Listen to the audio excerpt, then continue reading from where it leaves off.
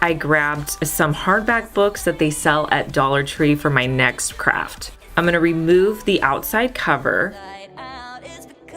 Next, I grabbed some craft paper. Now this paper is actually from IKEA. They do have some plain craft paper at Dollar Tree you could use as well. I'm gonna use the cover as a template to help me cut it out. And I'm gonna cut out a new cover for each one of my books.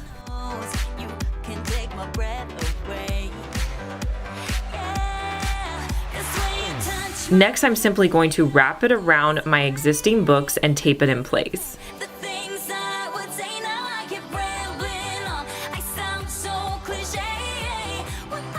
This is just an easy way to cover books. You could leave it as is, or you could grab some of the rub-on transfer letters that they sell at Dollar Tree to add to the book. I'm gonna cut out the words give and thanks. These little rub-on transfer letters are really cool. They work awesome. You just have to rub them on and then you pull off the top piece.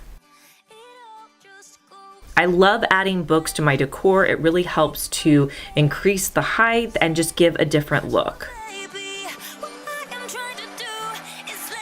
Next, I'm gonna grab a couple of packs of these glass containers, and we're gonna be making a candle holder here. So I'm going to place it so the top is facing down, and then I'm gonna add some E6000, put on another glass container, and then I'm going to alternate adding my glass containers with the E6000. And I'll repeat this with a second candle holder that I'm creating. Once it has a chance to dry, I'll spray the whole thing with a matte black spray paint. I also picked up some white rocks. They now have black rocks, so you may be able to skip this step entirely if you're able to find the black ones, but I just sprayed the white rocks black. Now I leave the rocks in the box to let them dry completely. And then I also picked up some of these glass containers from Dollar Tree. I'm gonna wrap them with nautical rope. So I added in some hot glue and I'm just going to start wrapping the nautical rope around the bottom portion of the container. Now these are going to sit on top of the candle holder that I created. So I'm gonna add some additional E6000 and then I'll place the candles on top.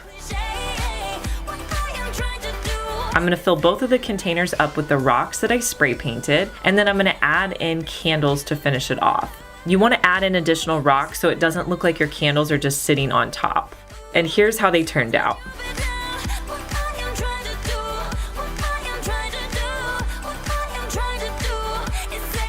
Next, I'm gonna make a fall garland. So I started off with a wood piece.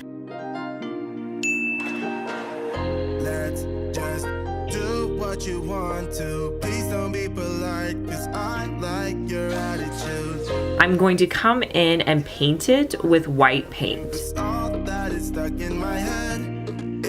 I also used my Cricut to spell out the words fall sweet fall. So I'm going to weed those out and place them onto the garland.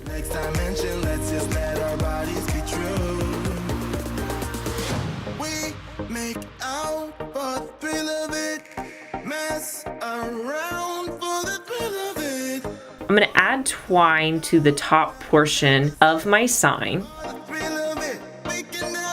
Next, I'll string on some wood beads. You guys, I'll link these for you down in the description box, and they're always available in my Amazon storefront. I like to add Scotch tape to the top of my twine. It helps the beads go on so much more smoothly. So I'm going to add as many beads as I want.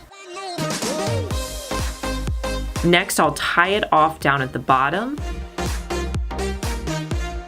I'm going to create a tassel, so I'm just going to wrap twine around my hand.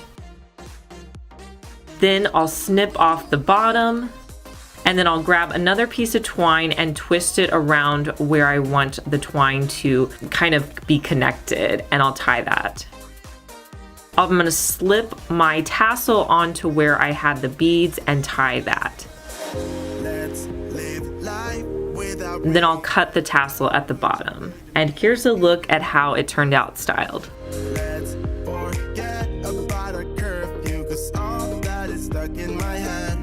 It's me and you, both speeding my heart is Hey guys, I'm Liz and you're watching my second DIY channel where I post daily DIY videos. You may be familiar with my main channel, Liz Fenwick DIY, but I'm glad that you found me over here on my second channel. Make sure that you're subscribed so you just get notified every day when I post our daily DIY video.